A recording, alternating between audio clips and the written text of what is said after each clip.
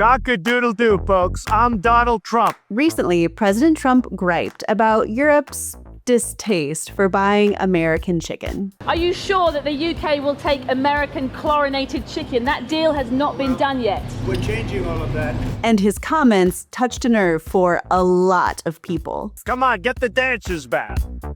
That's because for decades, there has been a long-standing and divisive trade spat over chicken that's flared up from time to time. Specifically over the U.S. practice of using chlorine to disinfect its poultry products. Is this chicken? Fears of chlorinated chicken coming from overseas once again animated debates during Brexit. We're not too keen on that chlorinated chicken. And continue to grab headlines about the ongoing trade war today. And perhaps it's not all that surprising that the yuck factor of chlorinated chicken has staying power for European consumers. But while EU and UK regulators have made it clear, talks of allowing chlorinated chicken are off the table, is this fear well-founded? Or accurate, for that matter? In short, is this something you actually need to give a cluck about?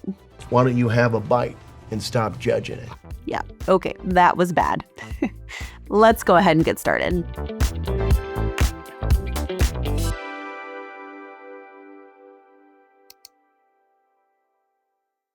The prospect of the EU and the UK accepting chicken that's been treated with chlorine from the United States has once again ruffled the feathers of both consumers and lawmakers alike.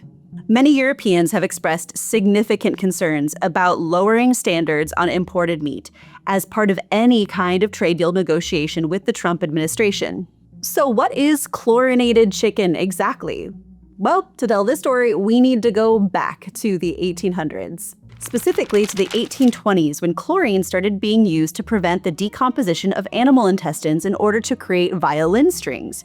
It quickly caught on as a disinfectant, and by the early 1900s, it was everywhere.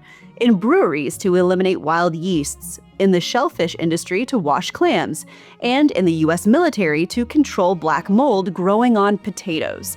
In 1954, a U.S. scientist published an extensive study on how spray washing poultry carcasses with a chlorine solution could lower bacterial count by up to 80%.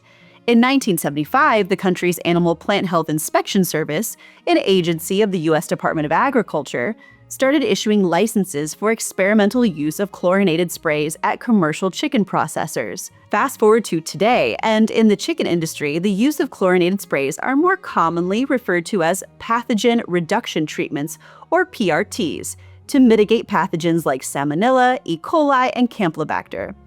After the birds are slaughtered and the carcasses eviscerated, they're examined and then will undergo a, quote, final washing procedure, where these chemicals are applied as a spray or wash on the processing line, or as an addition to the water used to lower the carcass temperature. Once the carcass is removed from that bath, it is then rinsed off with water, and so the exposure to chlorine is relatively minimal. In fact, this entire process only takes a few seconds. And there is clear scientific evidence supported by the International Food Standard Setting Body that PRTs are an effective measure which can be used by the meat industry to further assure the safety of meat. And many countries, such as the United States, Australia, Japan, Canada, New Zealand, and Singapore, have approved the use of PRTs on meat. However, noticeably absent from this list is the European Union. Why? Chlorine first divided consumer and political opinion in 1995. The freshly founded EU was still recovering from a litany of embarrassing and deadly food safety scandals. In 1981, 300 people died after toxic olive oil made its way onto supermarket shelves in Spain.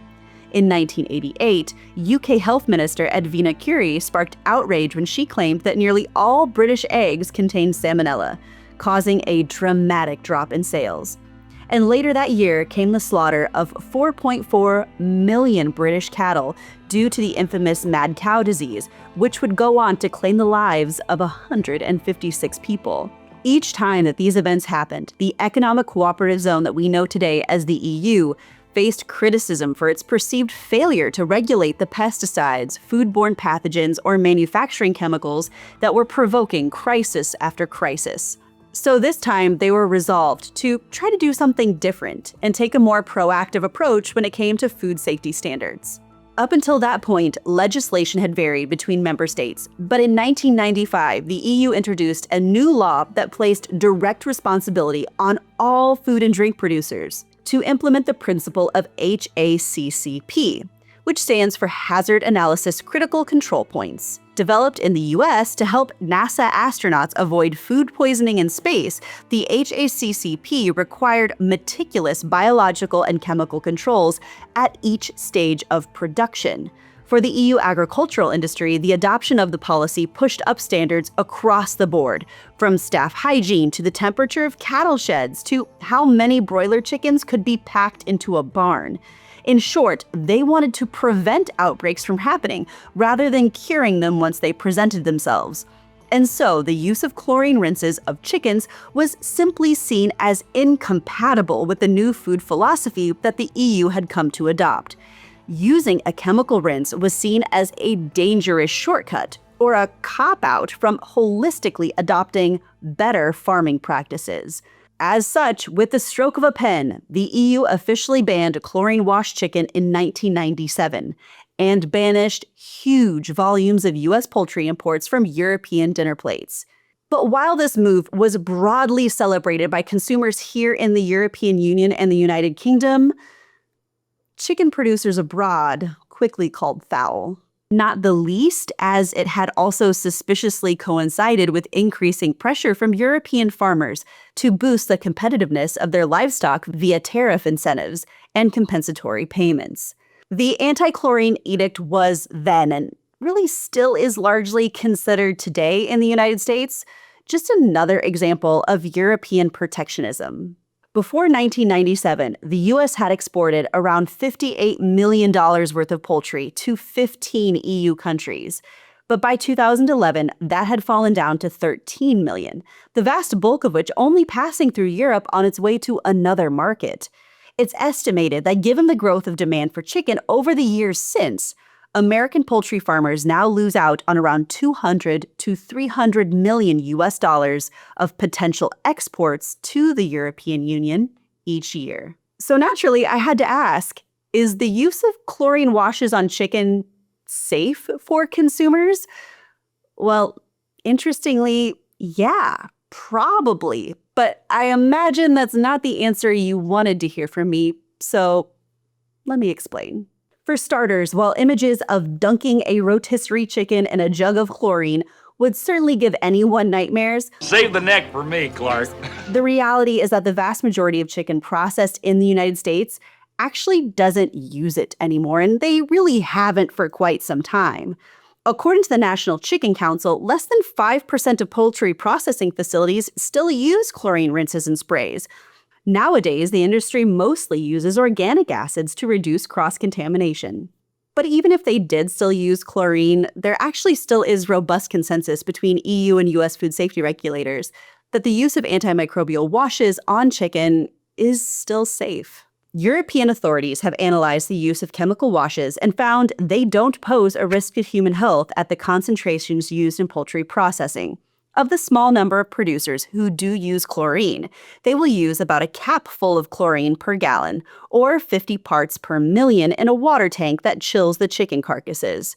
To give some perspective to this exposure, according to the EU Commission, an adult consumer would need to eat 5% of their body weight in chlorinated chicken each day for an extended period of time to be at risk of ill health from poultry alone. So for someone of my size, for example, I would need to eat the equivalent of 3 entire rotisserie chickens a day. And that's a lot. A lot. But again, the key concern of the EU isn't about the chemical itself, but rather that the use of antimicrobial treatments like chlorine washes compensates for poor hygiene behavior elsewhere in the supply chain.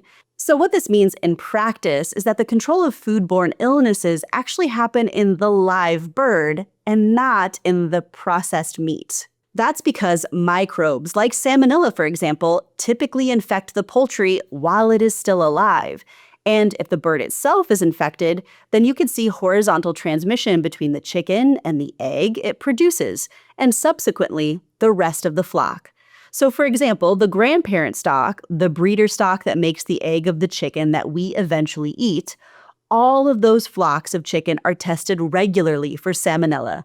If any one of these chickens tests positive, farmers have to get rid of the entire flock. With this method, the Europeans have managed to reduce the instance of Salmonella amongst their chickens to just 2%, which is impressive. But achieving this kind of herd immunity takes a lot of time. It's estimated that to get there, it's taken around 20 years. But they were willing to put in the work because Europeans have consistently pushed for some of the toughest food safety standards in the world. As a result, EU processors are only allowed to use cold air and water to decontaminate poultry carcasses in order to preserve the farm-to-fork approach that is fundamental to the European food policies. Now, to be fair, the US vehemently disputes this, saying that the ban is, quote, not based on scientific evidence, end quote, and is essentially just willful protectionism designed to shelter EU poultry producers from more competitive imports. After all, according to one study, U.S. methods produce fresh chicken at 79% of the price equivalent of birds on the European supermarket shelves. And in this economy, those kind of cost savings really do make a difference, and I think they probably have a point there. So I found myself wondering, is the U.S. production of chicken really all that different? Is it really just as dirty as the Europeans make it sound? Each year, billions of chickens, or broilers as they're termed by industry, are raised in industrial production systems in both the EU and the US for the production of meat. In the US specifically, the chicken industry breeds and slaughters about 9.34 billion chickens every single year. That's about 25.5 million birds every single day. About 1 million chickens an hour, in fact. And it's speeding up. As you can see from this chart, the per capita chicken consumption has skyrocketed since the 1970s, when the average person ate about 50 pounds of meat of chickens a year. Today, it's more than 100. In the EU and the UK, the chicken industry breeds and slaughters about 8.6 billion chickens every single year, slightly less than the United States, but given that the EU and the UK have about 44 million more people than the US, they also consume less chicken per capita. Now, while I very much wish that I could tell you that the chickens raised here in the EU and the UK, generally speaking, live out this wonderfully happy life on a cute little farm out of Charlotte's Web, for the majority of cases, that's not actually accurate. Broiler chickens on both sides of the Atlantic experience crowded indoor confinement and unnatural lighting regimes. Plus, breeding practices are also not exactly nice in either of them. Broiler chickens are selectively bred for rapid growth and are consequently prone to a variety of severe skeletal and metabolic disorders that can cause pain, suffering, and death. The more significant difference between the EU, UK, and the United States actually just really comes down to animal welfare and safety regulations. In the US, there is no legislation for the protection of farmed birds, beyond state legislation relating to slaughter. Poultry are explicitly excluded from the 1966 Animal Welfare Act's definition of what constitutes an animal. In contrast, Council Directive 2007-43-EC defines minimum rules for the protection of chickens kept for meat production in the EU. This legislation generally aims to reduce overcrowding by introducing maximum stocking densities. It also lays down other conditions such as lighting, litter, feeding, and ventilation to improve welfare. Now, we need to be fair here, because even though the EU does regulate how dense chicken farms can be, it isn't like EU farms are actually any less dense in practice. In fact, they're pretty on par with one another. However, it is still notable that the EU does have minimum legislative standards on animal welfare for keeping these birds, as well as for transporting them, and standards in place for humanely slaughtering them. And again, while the US also has federal humane slaughter laws, it specifically excludes poultry. Quite frankly, when I was doing the researching for this video, the biggest difference that I could find between US farms and EU farms really just simply came down to the sheer scale of the factory farming operations. According to a report in 2022, 7.2 billion chickens, the vast majority of chickens raised for meat in the US, come from a mega factory farm that raised at least 500,000 chickens per year. In contrast, the average number of broilers per farm per year was a bit more difficult to pin down. The most comprehensive data from Eurostat hasn't been updated since 2013, but it places that average somewhere below 90,000 birds. However, there is a huge difference in the average broiler flock size from one country to another. More recent data from Germany places that average number at 27,000 birds per farm per year, for reference. And the size of the flock actually matters a lot. Mega factory farm facilities have exacerbated U.S. avian flu crises over the last decade. Having so many animals in one place means that when a case of bird flu hits one animal, it can quickly spread to hundreds of thousands of others, which also creates more opportunities for the disease to mutate into something potentially dangerous to humans. For disease control purposes, the USDA requires farms to kill every animal on a farm where a case of bird flu has been detected, setting off a chain of events that can disrupt the food safety supply chain and inflate both egg and chicken prices. And yeah, for my American viewers watching this video, that is exactly why US egg prices are so high today. But you know, as I was wrapping up the research on this video, I found myself asking, at the end of all of it, is European chicken safer? Well, the answer that I found is that maybe, but we don't really know, and we might not ever know. On the one hand, there was a study conducted by the Adam Smith Institute. Full disclosure, this is not an unbiased neutral study. They argue in favor of allowing PRTs, and they lobby as such. They found that immersing poultry meat in chlorine dioxide solution of the strength used in the United States reduces the prevalence of Salmonella from 14% in controls to 2%, the exact same as in the EU. But on the other hand, a 2018 study from the University of Southampton found that chlorine washing was not completely effective in killing pathogens on fresh vegetables, and suggested that chlorinating foods simply just makes those foodborne pathogens undetectable, rather than actually eliminating them. And in my opinion, the biggest differences in consumer food safety between the EU, the UK, and the US actually doesn't have anything to do with whether or not we chlorinate or don't chlorinate chicken. In the US, the burden is on the consumer to avoid Salmonella, whereas EU and UK regulations call Salmonella an adulterant on all poultry products, with a focus more on detecting Salmonella before it reaches food service or retail sectors through stringent testing at earlier stages of the supply chain. Shifting the burden of food safety towards the poultry industry makes more sense, in my opinion. Consumers often struggle with basic food safety concepts like the pervasive myth of washing chicken in the sink. Please don't do that. Regardless of where you live, just observe good hygiene practices and make sure to cook your chicken thoroughly. But honestly, as an American, this was still a really fascinating topic for me to do a deep dive into, because from what I really have experienced, this discussion of chlorine chicken is really hyped up here in the European Union and the UK, but it isn't really something that I have ever really heard Americans discuss at large. It just doesn't really seem to be something they care all that much about. Since the original 1997 decision, chlorine chicken has become much more than just chlorine and chicken. To the Europeans, the ban symbolizes a fundamental difference of opinion on how governments should regulate food safety. Light government versus tough government. Soft intervention versus hard intervention. But it also symbolizes political and social identities. Chlorinated chicken has once again become the boogeyman in the shopping basket. And the concerns that we hear today in Europe about U.S. chicken or beef imports are ultimately tied to wider fears about negotiating with Trump's America, about the sphere of American influence, and protecting consumers against the influence of mega corporations that hold big business accountable. Something that objectively, whether you're on the right or the left, we can pretty much all agree that the U.S. hasn't been really good about doing. The U.S. farming lobby has routinely pinned its hopes on Trump to push for increased poultry imports as part of any trade deal. The sector threw its weight and its pocketbook firmly behind Trump in the 2016 presidential election, and once more again in 2024, hoping that he'll return the favor.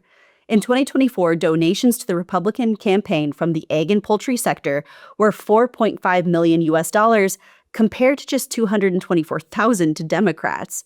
That's 95% of donations to the Republican cause. The overwhelming majority of this money, $4.2 million, came from a single company, the Mount Air Corporation, the fourth largest chicken company in the United States. Like it or not, everything is political, and the fears that surround chlorinated chicken, whether you think they're accurate or misplaced, really is no exception. At the end of the day, I think a lot of the concerns that happen here in Europe around chlorinated chicken really are so much more than just about what consumers eat, but also about just generally fears that I think consumers here have as to whether or not the governments are going to continue working for them. And chicken in this regard is kind of seen as a litmus test, as whether or not the European governments will stand up to the American government and continue to protect its consumers and its farming businesses against imports from other countries. And also, I think it probably has a lot more to do, too, with whether or not the governments will continue to uphold their values on a much more broader set of issues. But I would really love to hear your thoughts on this topic down below in the comment section. While I'm sure chlorinated chicken brings up a bit of stomach discomfort for a lot of consumers, knowing what you know now about chicken, does it change your perspective at all? Please let me know your thoughts down below. And as always, if you enjoyed what you saw today, be sure to hit that thumbs up button. And for more content from Type Ashton, hit that subscribe button. So I'll see you next Sunday. Cheers!